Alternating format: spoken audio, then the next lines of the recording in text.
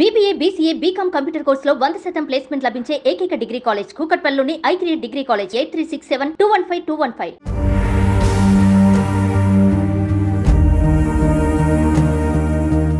మనం ఎన్ని రోజులు బతికి ఉంటామో మనకే తెలియదు. అలాంటిది కేవలం ఒకే ఒక్క బ్లడ్ టెస్ట్తో ఏ టైంకి ఎలా చనిపోతామో కూడా తెలుసుకోవచ్చంట. బాడీలో ఏ ఆర్గాన్ ఎన్ని రోజులు బతుకుతుందో తెలుస్తుందట. స్టాన్ఫర్డ్ యూనివర్సిటీ, హెల్సింకి యూనివర్సిటీ నిపుణులతో సహా యూనివర్సిటీ కాలేజ్ ఆఫ్ లండన్ పరిశోధన బృందం ఈ విషయాన్ని చెబుతోంది.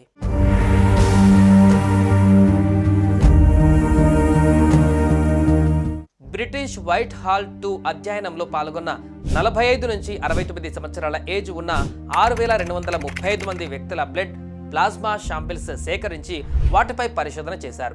Heart, liver, immune system, pancreas, kidney, lung, intestine and brain మొత్తం 9 అవయవాలకి సంబంధించిన బయోలాజికల్ ఏజ్ను నిర్ణయించడానికి పరిశోధనలు జరిపారు.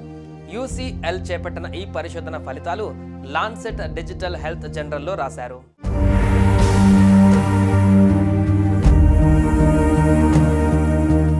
ఈ పరిశోధన గురించి UCL faculty of brain sciences professor Mika Kivimaki మాట్లాడుతూ, మన అవయవాలు ఒక సమగ్ర వ్యవస్థగా పనిచేస్తాయి, కానీ అవి వేర్వేరు రేట్ల వద్ద వృద్ధాప్యం చెందుతాయని అన్నారు. ముఖ్యంగా అవయవాలలో ఓల్డ్ ఏజ్ అనేక వృద్ధాప్య సంబంధిత వ్యాధులకు దోహదం చేస్తుందని, సో మన హెల్త్ అన్ని అంశాలను జాగ్రత్తగా చూసుకోవడం చాలా ముఖ్యమని అన్నారు.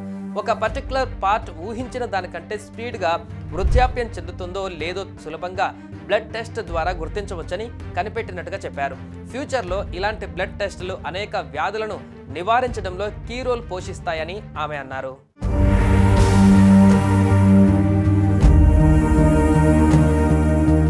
ఈ పరిశోధనలో ఒక బ్లడ్ టెస్ట్లో మనిషి బాడీ పార్ట్స్ ఎలా పనిచేస్తున్నాయి, ఎంత వేగంగా వాటి వయసు పెరుగుతుంది అనే విషయాలను అంచనా వేయొచ్చని చెబుతున్నారు. రానున్న 10 ఏళ్ల కాలంలో ఓ పర్సన్ ఎలాంటి రోగాలకు గురవుతాడు, ఏ అవయవం దెబ్బతినడం కారణంగా అతను మరణిస్తాడనే విషయాన్ని తెలుసుకోవచ్చని చెబుతున్నారు.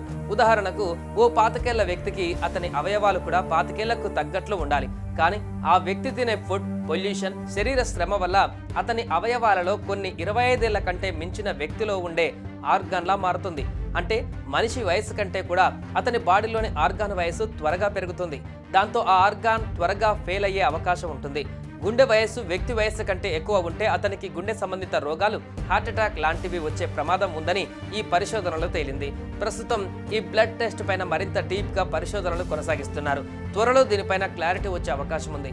మరి మీరేమనుకుంటున్నారు? మనిషి ఎంతకాలం బతికి ఉండాలో తెలుసుకునే ఇలాంటి పరిశోధనలు ఇంకా జరగాలి అనుకుంటున్నారా, లేక అనవసరం అనుకుంటున్నారా? కామెంట్ చేయండి.